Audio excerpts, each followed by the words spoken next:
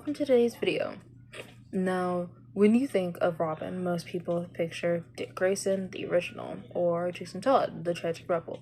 But nestled in the shadows is Tim Drake, Robin who wasn't chosen, but who chose them.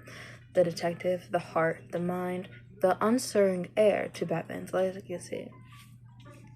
Tim Drake first appeared in Batman number 436, and which was a 1989 version, and by 1990 he officially became the third canonical Robin. He wasn't an orphan. He wasn't taken in. He didn't fight to be a hero. No. Tim Drake became Robin because he believed Batman needed a Robin. Now, you might be wondering, who is Tim Drake?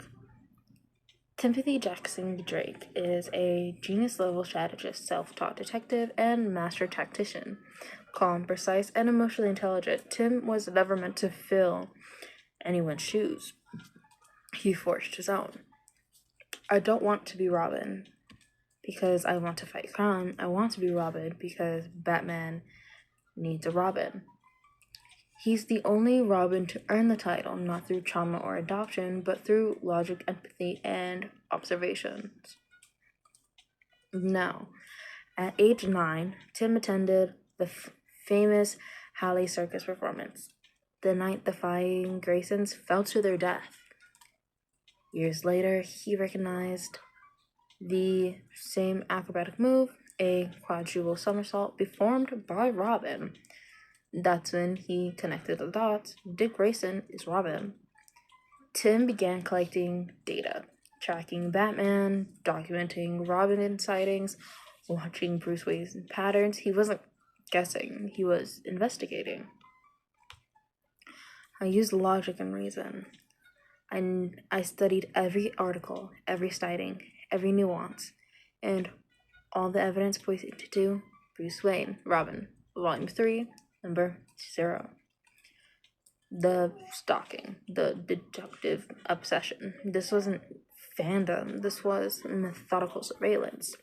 Tim knew Batman's public routines. He tracked vigilante activity. He collected photographs, compared Nightwing to Dick Grayson. He matched behavioral cues, speech patterns, and even height changes in Robin. Tim didn't just uncover one identity, he uncovered them all. Bruce Wayne is Batman, Dick Grayson is Robin turned Nightwing, and Jason Todd was the second Robin. And the night Jason died, and Batman began to break. He's out of control. He's lost. Tim. A lonely place of dying. The Cracked Night. Bruce Wayne post Jason. After Joker murdered Jason Todd, Bruce Wayne spiraled. He became more violent, reckless, cold. Alfred was worried. Dick Grayson had distanced himself. Gotham felt that shift. Tim knew Batman wouldn't survive this descent.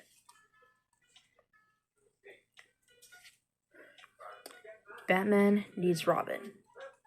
He needs you. Tim to Dick. Batman number 144.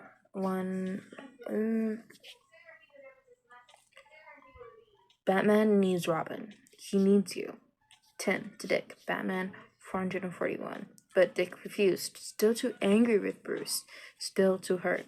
So Tim, barely 13, makes a fateful decision. If you won't do it, then I will. Batman 442. He put on the Robin suit with Alfred's support and saves Batman and Nightwing from Two-Face. Only then does Bruce finally see him, not as a replacement, but as a necessity. You're not like the others. You think before you leave. That's why you'll survive. Batman to Tim. Robin, number 1. Training the right way. Unlike Jason, who was rushed into the field, Tim trained for months. Bruce ensured he would survive the job. Martial arts, escapology, detective work, stealth. Lady Shiva even became one of his mentors. Trauma after trauma. Tim's life is a study in loss. His mother poisoned his father. Jack Drake is paralyzed and then murdered by Captain Boomerang. Connell, Superboy, dies. Tim carves the S into his chest. Bart Allen, also known as Impulse, dies. The team disbands. Bruce dies. Everyone moves on except Tim. Everyone I've loved, I lose them, so I'll save what's left. I have to. He carries grief, not in anger, but in responsibility. When Damian Wayne became Robin and Jake becomes Batman, Tim is left behind, but he doesn't crumble. He reinvents. He becomes Red Robin. Bruce is alive. I know it. I feel it. Red Robin, #1. In Red Robin 2009, Tim embarks on a global crusade seeking proof Bruce is alive. He infiltrates the League of Assassins, battles Ra's al Ghul, and builds his own network. I'm not a sidekick, I'm not a soldier, I'm not a son, I'm Red Robin. He stops being the boy who wanted to help and becomes the man who leads. Now, down to the family dynamics. Bruce sees Tim as his greatest intellectual heir. Tim is the best of them. He always was. Batman and his son, Dick, he has this brotherly bond strained by betrayal that's mended over time. Jason is jealous, antagonistic, but respects him in his own way. Damian is combative, but grows into grudging admiration. And lastly, Alfred is the quiet pillar, perhaps the only adult who always saw Tim. Now, as we go and talk more about Tim Drake and his character, we go to Young Justice and Teen Titans Leader of Legends. Tim's leadership in Young Justice and Teen Titans showed us who he is without the bat symbol. Built Young Justice with Bart Allen and Connell, led the Teen Titans post-graduation day and Infinity Crisis, and reconstructed Titans Tower, managed loss after loss. He just wasn't the smartest person in the room. He was the most caring. I had to become someone else. Something stronger.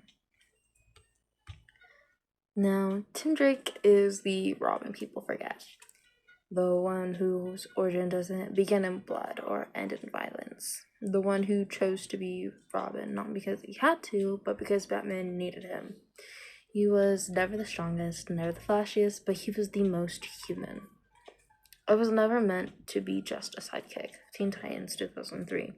He gave Batman hope, he gave the Titans leadership, he gave readers a new way to define heroism. That's why Tim Drake is not just a Robin, he might just be the best one.